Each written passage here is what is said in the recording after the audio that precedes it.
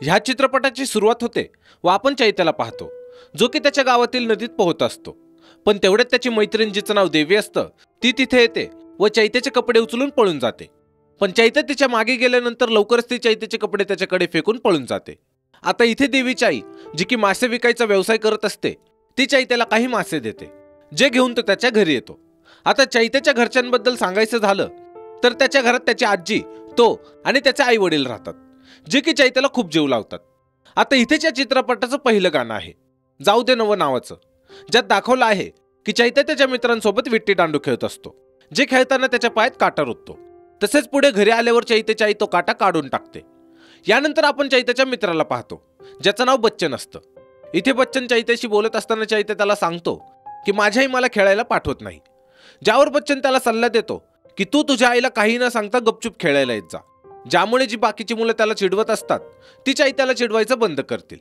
पुढे चैत्य जेव्हा घरी जातो तेव्हा तो पाहतो की त्यांच्या म्हशीने एका रेडकूला जन्म दिला आहे, जे पाहून त्याला खूप आनंद होतो.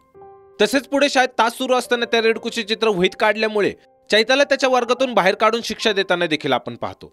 व त्याचबरोबर आपल्याला समजतं की चैत्य इंग्लिश मीडियम शाळेत आहे.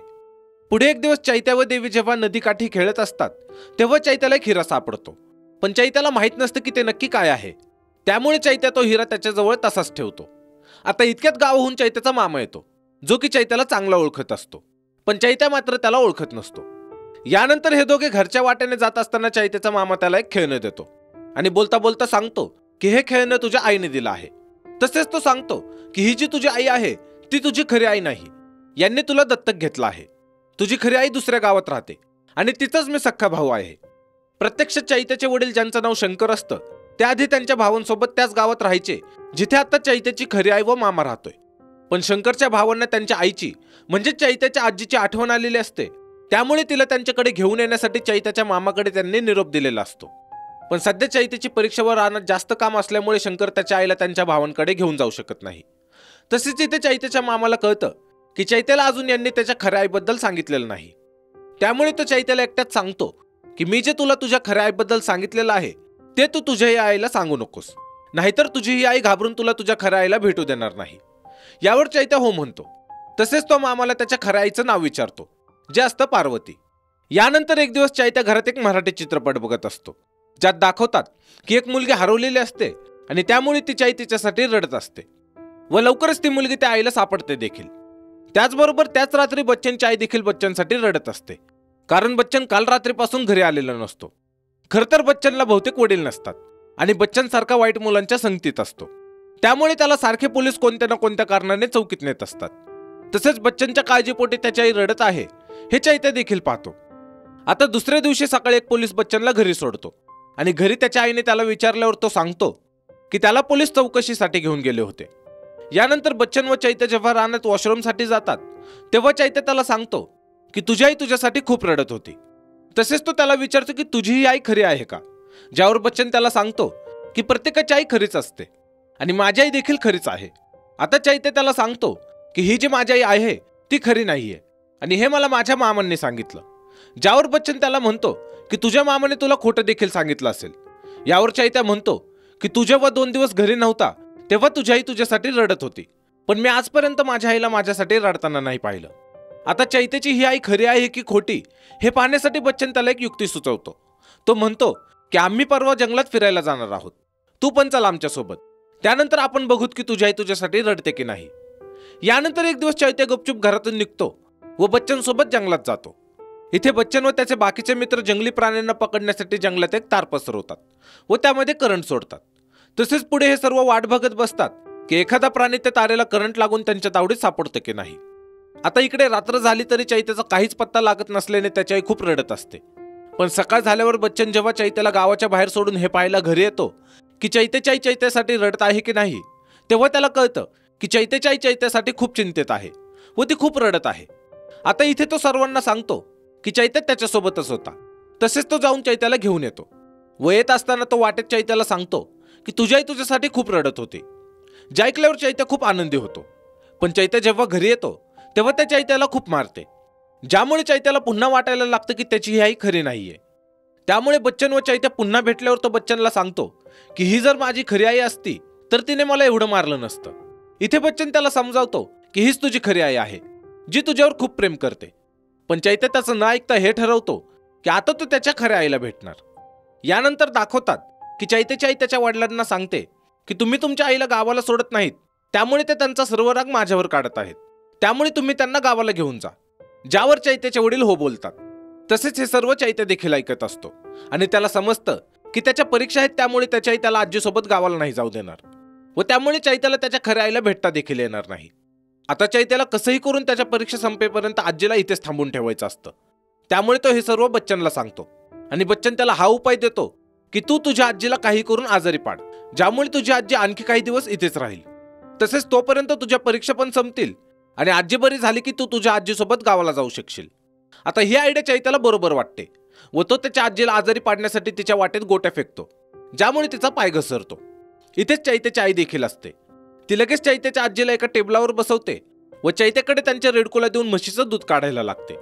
पण इतकेच चैत्याला कोणीच पाहत नाही हे समजल्यावर चैत्य त्या रेडकोला मुद्दाम त्याच्या आजीच्या दिशेने पळवतो, ज्यामुळे ते रेडकू त्याच्या आजीला धडक मारतं व त्याची आजी खाली पडल्यामुळे तिला दुखापत होते. तसेच ह्या सर्व गोंधळात त्यांचं रेडकू कुठेतरी पळून जातं व पुढे चैत्याच्या वडिलांनी शोध घेतल्यानंतर त्यांच्या मित्रांना ते रेडकू मेलेल्या अवस्थेत मिळतं, जे की बच्चन व त्याच्या मित्रांनी जंगलात लावलेल्या करंटवाल्या तारेला चिटकून करंट लागून मेलेलं असतं. इथे चैत्य सर्वांना सांगतो की बच्चननेच ती तार लावली होती, ज्यामुळे चैत्याचे वडील बच्चनला कानाखाली लावतात. तसेच ते मेलेलं रेडकू हे त्या म्हशीजवळ ठेवतात, ज्यामुळे ती म्हैस तिच्या मेलेल्या पिल्लाला पाहून दूध देणं बंद करते. आता ती म्हैस पूर्णपणे दूध देणं बंद करू नये, त्यामुळे चैत्याचे वडील गावातील चांभाराकडे जातात व त्या म्हशीसाठी एक डमी वासरू बनवायला सांगतात.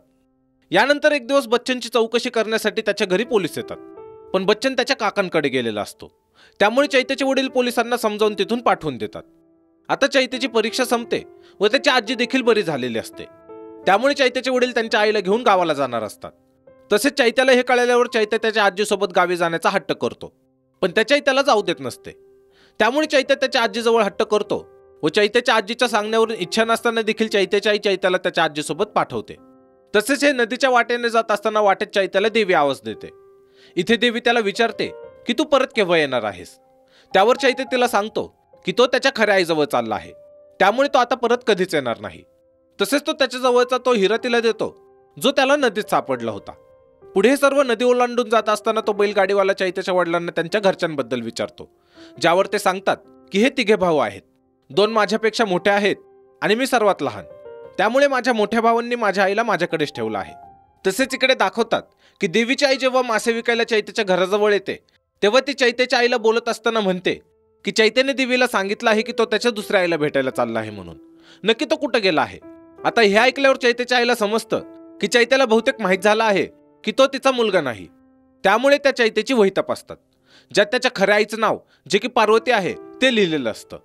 आता इकडे चैत्य व त्याचे वडील जेव्हा नदी ओलांडून गावी जाण्यासाठी बस पकडणार असतात, तेव्हा चैत्य उत्सुकतेने सर्वात पुढे बस पकडायला जातो, कारण एवढे दिवस तो त्याच्या खऱ्या आईला भेटण्याची वाट पाहत होता आणि आज लवकरच तो त्याच्या खऱ्या आईला भेटणार आहे. पण इतकेच चैत्याचे वडील पाहतात की त्यांच्या आईचं निधन झालं आहे, त्यामुळे ते चैत्याला घेऊन पुन्हा घरी येतात. आता पुढे आपण पाहतो की चैत्याच्या आजीचं पार्थिव गावात आणल्यानंतर सर्वजण त्यांच्या अंत्यविधीची तयारी करतात. पण इथेच गावातील एक व्यक्ती जेव्हा चैत्याच्या वडिलांना पार्थिव वैकुंठात न्यायचं काही विचारतो, तेव्हा ते सांगतात की पार्वती व गावाकडचे काही लोक येत आहेत, त्यामुळे आपण थोडा वेळ थांबू. आता हे सर्व चैत्य देखील ऐकतो आणि त्याला समजतं की त्याची खरी आई इकडे येत आहे. त्यामुळे तो गपचूप कपाटामधून नवीन कपडे बाहेर काढतो व नदीत जाऊन आंघोळ केल्यानंतर ते कपडे घालतो. यानंतर चैत्य देवीला सोबत घेऊन त्याची खरी आई येण्याची वाट पाहत बसतो. पण जेव्हा त्याची खरी आई तिथे येते, तेव्हा ती चैत्याकडे बघत देखील नाही. त्यामुळे चैत्याला खूप दुःख होतं.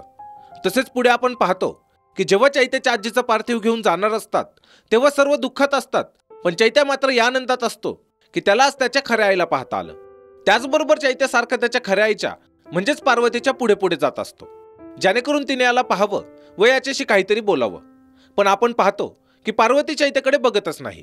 आता हे सर्व जेव्हा घरात असतात, तेव्हा चैत्याच्या आईला समजतं की चैत्याचं सर्व लक्ष पार्वतीकडेच आहे, कारण तिला देखील माहीत झालं आहे की चैत्याला माहीत आहे की पार्वतीच त्याची खरी आई आहे. त्यामुळे ती देखील दुःखी असते.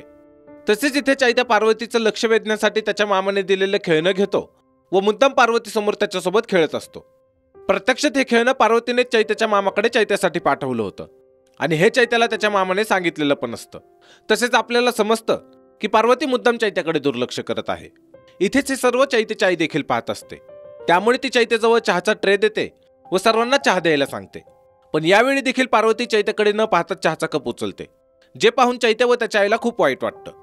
आता यानंतर पार्वती जेव्हा परत तिच्या गावी जाणार असते तेव्हा चैत्य पळत जाऊन तिची छत्री घेऊन येतो, जी की पार्वती घरात विसरली होती. पण यावेळी देखील ती चैत्याकडे लक्ष न देताच ती छत्री घेते. तसेच आपण इथे पार्वतीला देखील रडताना पाहतो व आपल्याला समजतं की पार्वतीचा देखील तिच्या मुलावर म्हणजेच चैत्यावर खूप जीव आहे, पण काही कारणांमुळे ती मुद्दाम चैत्याशी बोलत नाहीये. त्याचबरोबर पुढे आपण पाहतो की शंकर त्यांच्या म्हशीसाठी रेडकूचं बनवलेलं डमी घेऊन येतो व इथे या चित्रपटाचा मेन प्लॉट उलगडतो. प्रत्यक्षात काही कारणांमुळे शंकर व चैत्याच्या आईला मूल झालं नाही आणि त्यामुळे त्यांनी पार्वतीकडून चैत्याला दत्तक घेतलं व त्याला आपला मुलगा समजून त्याचं पालन पोषण करायला लागले.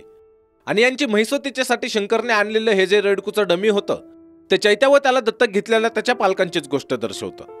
तसेच आपण बघतो की चैत्याला आता हे समजलं आहे की पार्वती नाही तर आता जी आई त्याला खूप जीव लावते तीच त्याची खरी आई आहे. आणि ह्याच हॅपी एंडिंग सोबत हा चित्रपट इथेच संपतो. या चित्रपटाची कथा सुधाकर रेड्डी एकांती यांनी लिहिलेली आहे. तसेच याला डिरेक्ट देखील त्यांनीच केलं आहे आणि या चित्रपटाला संगीत दिलं आहे अद्वैत निंबळेकर यांनी.